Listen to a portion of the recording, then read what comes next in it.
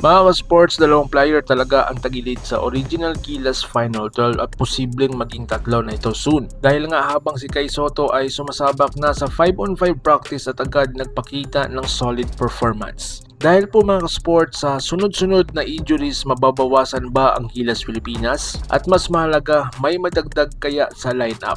Alamin natin lahat dito. Kung dream mo po ang ganitong content, pag-iwan ng follow at pa-subscribe na din. Tara po, simulan na natin. Mga ka-sports, kung hilig ninyong bumili ng mga Gilas jersey, Gilas accessories at mga gamit na pang basketball, habang nanunood po kayo sa aking mga videos, kindly check this basket on this lower part ng ating video at magpa-pop up yung ating mga items sa gilid. Mga legit po yung mga items dyan and see to it po na makabili po kayo ahead of time kasi meron po yung mga discounts and mga promos depende po sa seller. And also, kunting suporta din as a content creator po. Salamat!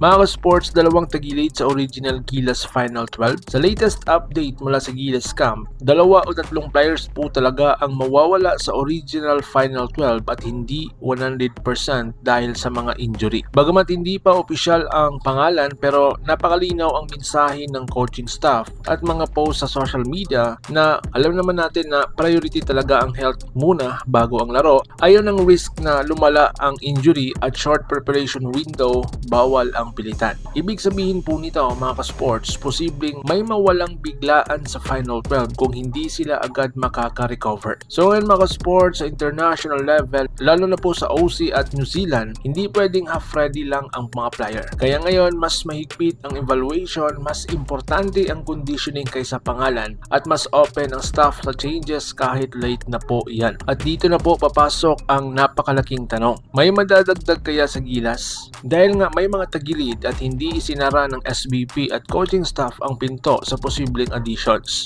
Pwedeng mangyari na may mga reserve player na bilang ipapasok, position-based replacement lalo na sa bigs at wings, player na swak sa matchup kontra tall blocks at boomers. Hindi ito tungkol sa kasikatan, fit, health at role talaga po ang basihan. So ngayon mga sports, ibang segment, Kai Sotto sumabak na daw sa 5-on-5 practice at ang pinaka-positive news, Kai Sotto is back. Sumabak na si Kai Ju sa full 5-on-5 practice at based sa mga insiders, napaka-solid ang galaw, walang hesitation sa contact, present ang rim protection at rebounding. Mas confident talaga sa offense at spacing. Napakalinaw mga sports na handa na si Kai para sa international level. So ngayon, bakit importante ang pagbabalik ni Kai Sotto kontra Australia at New Zealand? Simple lang mga ka-sports. Kailangan talaga ng legit size na big man, kailangan ng rim deterrence at kailangan ng big na hindi uurungan. At si Kai Sotto ang pinaka-natural na sagot ng Gilas sa problemang iyan. So ngayon mga sports ano ang mensahe ng lahat ng ito?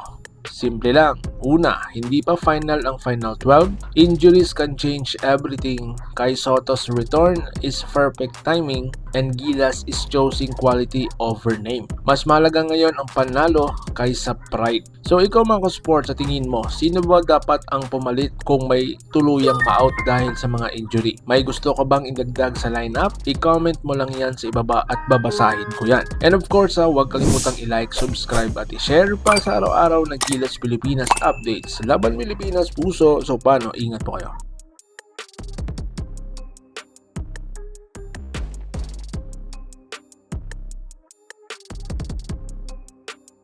Mga ka-sports, kung hilig ninyong bumili ng mga Gilas jersey, Gilas accessories at mga gamit na pang basketball, habang nanunood po kayo sa aking mga videos, kindly check this basket on this lower part ng ating video at magpa-pop up yung ating mga items sa gilid. Mga legit po yung mga items dyan and see to it po na makabili po kayo ahead of time kasi meron po yung mga discounts and mga promos depende po sa seller. And also, kunting suporta din as a content creator po. Salamat!